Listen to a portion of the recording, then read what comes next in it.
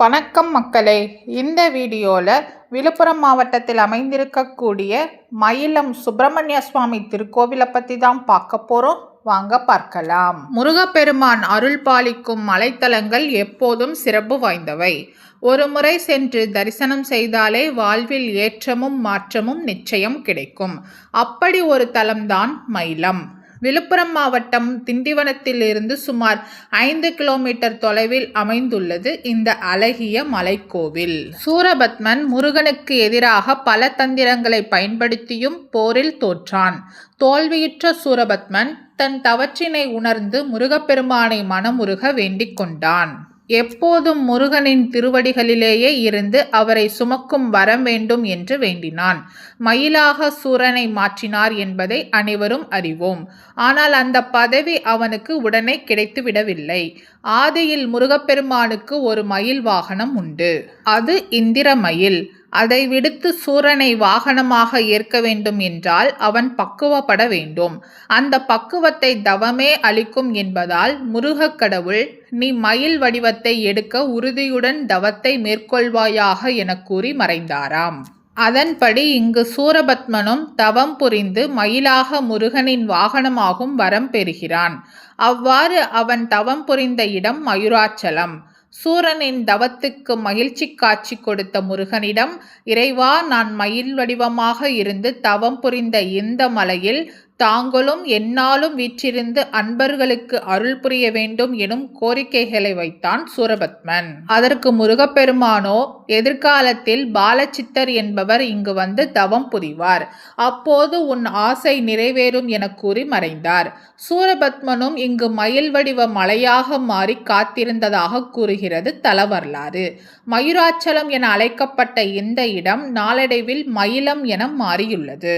பொதுவாக முருகன் கோவில்களில் உள்ள மயில் தெற்கு நோக்கியபடியோ அல்லது நேர் திசையிலோ இருப்பது வழக்கம். ஆனால் இந்த ஆலயத்தில் உள்ள மயில் வடக்கு திசை நோக்கி காணப்படுகிறது.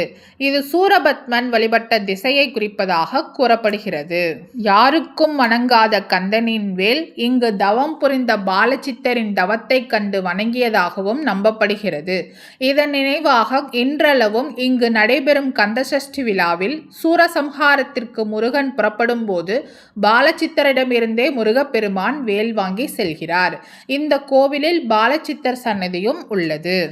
இத்தகு சிறப்பு வாய்ந்த கந்தசஷ்டி திருவிழாவின் போது 6வது நாள் காலை பாலசித்தரிடமிருந்து வேல் வாங்கும் நிகழ்ச்சியும், அன்று மாலை சூரசம்ஹாரமும், 7வது நாள் அன்று தெய்வானை திருமணமும் நடைபெறும்.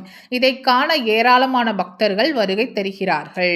ஒவ்வொரு வாரமும் செவ்வாய்க்கிழமை நடைபெறும் முருகனுடைய வேலாயுத பூஜையில் வேலாயுதத்திற்கு அர்ச்சனை செய்து வழிபடும் பக்தர்களின் கடன் பிரச்சனைகள் அகலும் என்றும், இந்த ஆலயத்தில் காட்சி தரும் முருகப்பெருமானின் படைத்தளபதி வீரபாகுவை செவ்வாய்தோறும் வழிபட்டால் விரைவில் திருமணம் நடைபெறும் என்றும் பக்தர்கள் நம்புகிறார்கள். கோவிலுக்கு செல்லும் வழியில் மலையேற்ற பாதையில் இடப்புறம் அமைந்துள்ளது விநாயக பெருமானின் சந்நிதி. அருகாமையில் ஸ்ரீ பாலசித்தர் அக்னி தீர்த்த குளம் உள்ளது. விநாயகரை தரிசித்ததை தொடர்ந்து முருகனின் சந்நிதியை நோக்கி செல்லலாம். ஆலயத்தின் உள்சுற்று மண்டபத்தின் இடப்புறமாக சென்றால் பாலசித்தரின் சன்னதி அமைந்துள்ளது. கருவறைக்கு எதிர் திசையில் சற்று இடப்புறமாக நவகிரகங்கள் சன்னதி உள்ளது. கருவறை அருகே விநாயகரும் சிவபெருமானும் தனி சன்னதி கொண்டு வீற்றுள்ளார்கள். கருவறையில் வள்ளி தெய்வானையுடன் நின்ற கோலத்தில் புன்னகை பொங்க அருள் பாலிக்கிறார் சுப்பிரமணியர். முருகப்பெருமானுக்கு மிகவும் உகந்த நொச்சி மரங்கள் மயிலம் மலையில் ஏராளமாக உள்ளன. தினமும் காலை பூஜையின் போது நொச்சி இலைகளை மாலையாக தொடுத்து மூலவருக்கும் உற்சவ மூர்த்திகளுக்கும் அணிவிக்கிறார்கள். அதன் பிறகே மற்ற பூமாலைகளை அணிவிக்கிறார்கள். வாய்ப்பிருக்கும் அன்பர்கள் ஒருமுறை மயிலம் சென்று சுப்பிரமணிய சுவாமியை தரிசனம் செய்து வாருங்கள். முருகப்பெருமானின் அருளால் உங்கள் வாழ்க்கை நலமாகும், வளமாகும்.